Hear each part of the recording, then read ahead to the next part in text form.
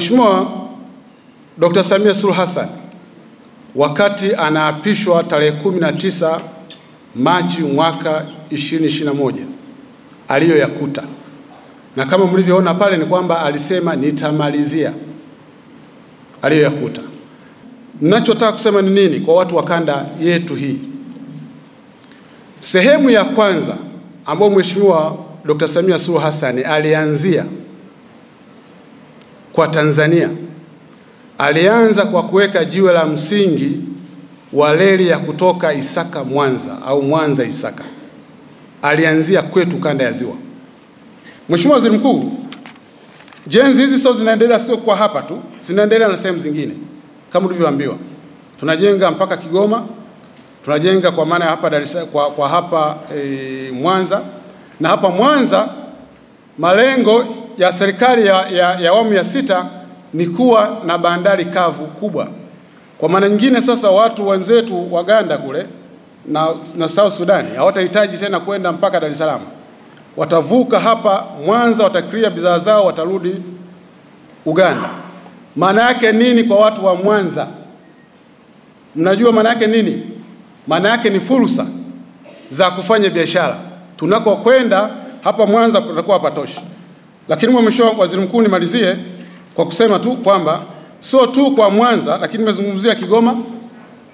Leo tunakwenda Kigoma na tunamaliza ujenzi wetu kwa 2028. Na hiyo unapozungumzia Kigoma kwa kupitia Ziwa Tanganyika, maana tunazungumzia Katavi na Rukwa.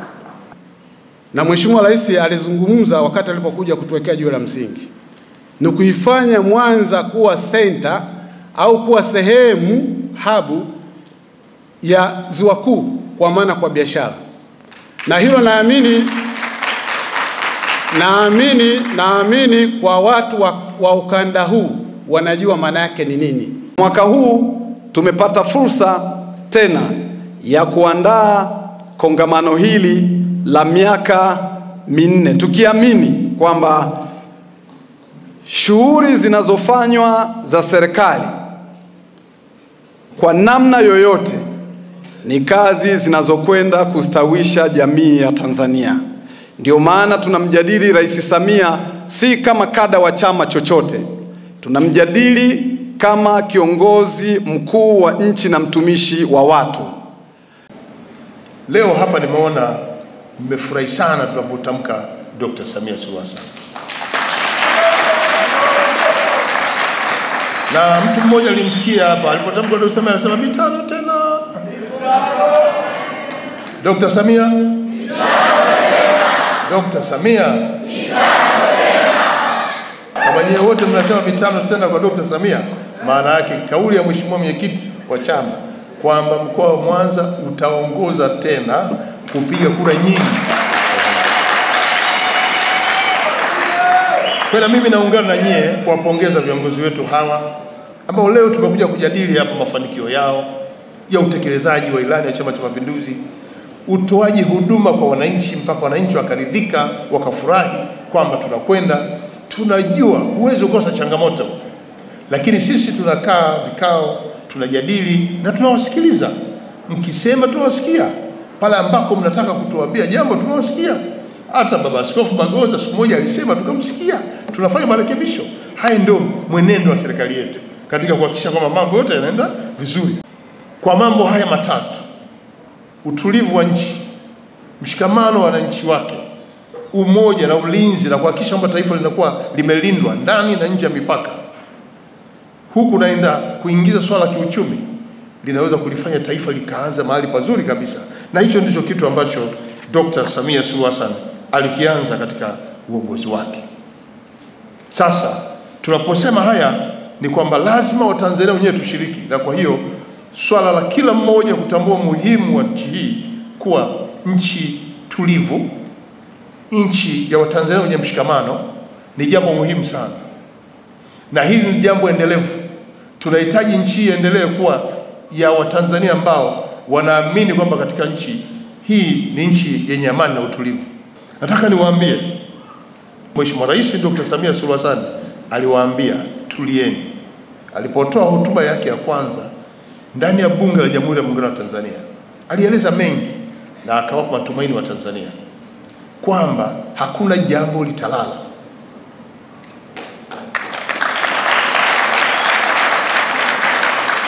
Kila kilichoanzilishwa huko na serikali ya awamu ya 5 na aliyekuwa rais wetu Dr. John Pombe Magufuli tutayaendeleza na tutaanzisha mengine mapya ili tuweze kwenda vizuri, kwa maana spidi ile ya maendeleo lazima iende kama ambavyo ipo. Na kwa hiyo kukawa na jitihada kubwa za utekelezaji wa miradi mbalimbali ya maendeleo, lakini Mheshimiwa Rais alitaka kwanza yale mambo muhimu ambayo kila mmoja anayagusa kila siku katika maisha yake yanasimamiwa na yanapata kipaumbele. Moja, ahakikisha kwa huduma mbalimbali za kijamii zinaendelezwa na zinapelekwa mpaka vijijini. Swala afya, elimu, huduma za maji lazima ziendelee na ziboreshwe na zifike kwenye ngazi ya vitongoji. Sasa kurudia mafanikio kwenye sekta ya elimu, mnajua shule za msingi ziko sasa mpaka vitongojini ambako tumeanzisha satellite school, na kila kijiji kina shule za msingi. Na kama kuna kijiji ambacho hakina shule ya msingi, sijui itakuwa ni uzembe wa mahali fulani. Lakini tuna shule za sekondari. Tulikuwa na mradi wa shule za sekondari wa kata toka 2007. Leo hii tunafanya maboresho tu ya kuhakikisha kama kuna kata ina msongamano wa wanafunzi wengi kwenye shule, tunajenga ya pili. Na shule nyingi zimejengwa. Lakini pia sekta ya maji, tunapeleka maji mpaka vijijini. Na wote ni mashahidi. Na sasa serikali yetu imebadilisha teknolojia. Tunatumia maji yaliyo kwenye maziwa na mito na mabwawa kupeleka kwa wananchi. Kwa hiyo tunachukua maji ziwa Victoria, tunapeleka sasa mikoani. Kwa hiyo tunaendelea na kazi hii kwenye utoaji huduma. Kwa hiyo Mheshimiwa Rais alisema tuanze na huduma za jamii ziwafikie wananchi. Na huduma hizi ni zile ambazo kila mmoja akiamka asubuhi lazima aguse. Mtoto ataenda shule, atakunywa maji, atapika, atafua kwenye maji, lakini pia kwenye afya, akiugua kidogo zahanati, na tunajenga zahanati kila kijiji, vituo vya afya vingi, hospitali za kila halmashauri, sio za wilaya, za halmashauri. Kwa sababu kuna wilaya moja ina halmashauri zaidi ya moja, sasa tunapeleka kila halmashauri inakuwa na hospitali yake. Haya ni mambo makubwa ambayo tunafanya. Na sasa tumeshaweka vifaa vya kutosha. Viko vifaa vya kupima afya ambavyo havikuwepo kwenye ngazi hizo zamani. X-ray, ultrasound, leo unavikuta kituo cha afya. Leo ukienda hospitali ya mkoa unakuta CT scan, MRI. Haya ni mambo ambayo leo katika serikali ya awamu ya 6 lazima tuyazungumze na lazima wananchi mjue kwamba tumeendelea kwa kiasi cha kutosha. Na leo tunashuhudia wagonjwa kutoka nchi jirani. Zamani tulikuwa tunakimbilia Nairobi. Watu wa Nairobi wanakuja Tanzania. Watu wa Mombasa wanakuja Dar es Salaam kuja kutibiwa. Watu wa Komoro wanakuja Tanzania kuja kutibiwa. Watu wa Zambia na Malawi wanakuja Tanzania. Sizungumzii Msumbiji ambako ndio wamejaa kule Mtwara chini. Haya ni mafanikio makubwa ndugu zangu. Tumpigie makofi rais.